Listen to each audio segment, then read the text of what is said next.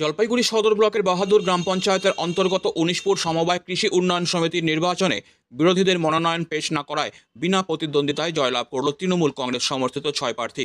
নির্বাচনের জন্য মনোনয়নপত্র জমা দেওয়ার নির্ধারিত দিন ছিল গত বুধবার ও বৃহস্পতিবার। মোট ৬টি আসনে এই নির্বাচন হওয়ার কথা ছিল। তবে শাসক দল তৃণমূলের প্রার্থীরা মনোনয়নপত্র পেশ করলেও বিরোধী পক্ষ থেকে কোনো প্রার্থী মনোনয়ন জমা করেননি। এর ফলে তৃণমূলের ৬ জন প্রার্থী বিনা প্রতিদ্বন্দ্বিতায় জয়ী হন। বিজয়ী প্রার্থীরা হলেন পরেশ রায়, ধীরেন রায়, সুনীল রায়, ইব্রাহিম মোহাম্মদ, রবি বানু এবং সেবিকা রায়। তৃণমূলের পক্ষ থেকে বিজয় উদযাপনে আবির খেলায় মেতে ওঠেন কর্মী সমর্থকরা। বাহাদুর গ্রাম পঞ্চায়েতের তৃণমূল সভাপতি জয়নাল আবেদিন বলেন, বিনা প্রতিদ্বন্দ্বিতায় আমাদের ৬ প্রার্থী নির্বাচিত হয়েছেন। মুখ্যমন্ত্রী মমতা বন্দ্যোপাধ্যায়ের উন্নয়নমুখী নীতির কারণে রাজ্যের সর্বত্রই এমন ফলাফল দেখা যাচ্ছে।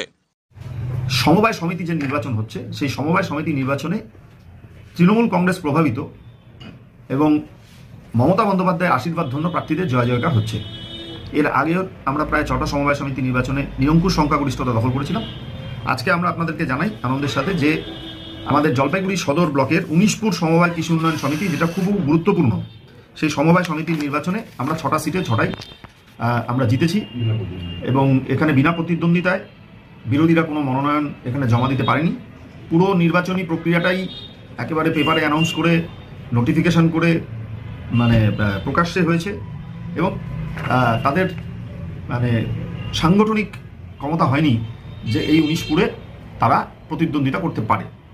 এছাড়াও প্রাণ মজুমদার কৃষি উন্নয়ন সমিতি হলদিবাড়ি ব্লকে, সেখানেও আমরা নিরঙ্কুশভাবে জিতেছি এবং বিভিন্ন যে সমবায় সমিতিগুলো নির্বাচন হচ্ছে বিভিন্ন এলাকায়, এই সমবায় সমিতির নির্বাচনগুলোতে আমাদের এই জয়ের ধারা অব্যাহত আছে। আমরা আমাদের জলপাইগুড়ি জেলার, আলিপুরদুয়ার জেলার, শিলিগুড়ি মহকুমা এবং কুচবিহার মেখলিগঞ্জ কুচবিহার জেলার মানুষকে আমরা ধন্যবাদ জানাই। মমতা বন্দ্যোপাধ্যায়ের জয়, এটা মামাটি মানুষের জয় এবং এই কৃষি উন্নয়ন সমিতির নির্বাচনে জেতার মাধ্যমে এটা প্রমাণ হচ্ছে, এটা গ্রাসরুট লেভেলে অর্থাৎ তৃণমূল স্তরে বুথ পর্যায়ে কিন্তু এটা একটা পেনিট্রেশন হয়, এটা কিন্তু একটা সাংগঠনিক শক্তি বৃদ্ধি হয়। আমরা আনন্দিত।